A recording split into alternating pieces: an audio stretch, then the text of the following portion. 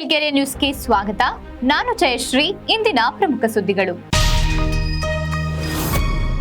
ಪ್ರತಿಯೊಬ್ಬರೂ ವೃಕ್ಷ ಪ್ರೀತಿ ಬೆಳೆಸಿಕೊಳ್ಳಬೇಕು ಎಂದ ಎಸ್ಡಿಎಂಸಿ ಅಧ್ಯಕ್ಷ ಪೂರ್ಣ ಓಬಯ್ಯ.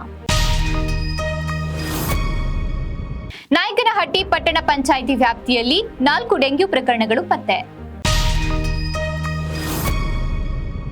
ಶಿಕ್ಷಕ ವೃತ್ತಿ ಎಂಬುದು ದೇಶ ಕಟ್ಟುವ ಕೆಲಸ ಎಂದ ರಾಷ್ಟ್ರೀಯ ಕಿಸಾನ್ ಸಂಘದ ಹೋಬಳಿ ಘಟಕ ಅಧ್ಯಕ್ಷ ಜಾಗನೂರಹಟ್ಟಿ ಬಿಟಿ ಪ್ರಕಾಶ್.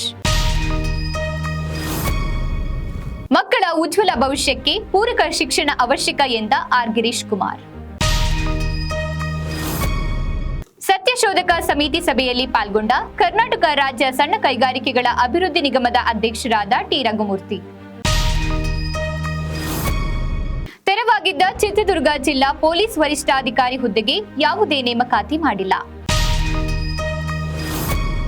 ಸುಪ್ರೀಂ ಕೋರ್ಟ್ ತೀರ್ಪು ಕೂಡ ಒಳ ಮೀಸಲಾತಿ ಪರವಾಗಿ ಆದೇಶ ನೀಡಿದ್ದರಿಂದ ಹೋರಾಟಗಾರರ ಮೊಗದಲ್ಲಿ ಸಂತಸ.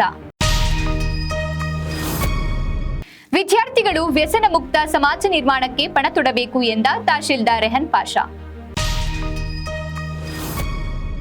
ಕುವೈತ್ ಕನ್ನಡ ಕೂಟದ ಕ್ಷೇಮಾಭ್ಯುದಯ ಸಂಘದ ವತಿಯಿಂದ ಸರ್ಕಾರಿ ಶಾಲೆಗಳಿಗೆ ವಿಜ್ಞಾನ ಕಿಟ್ ವಿತರಣೆ. ಇಂದು ಅಕ್ಷರ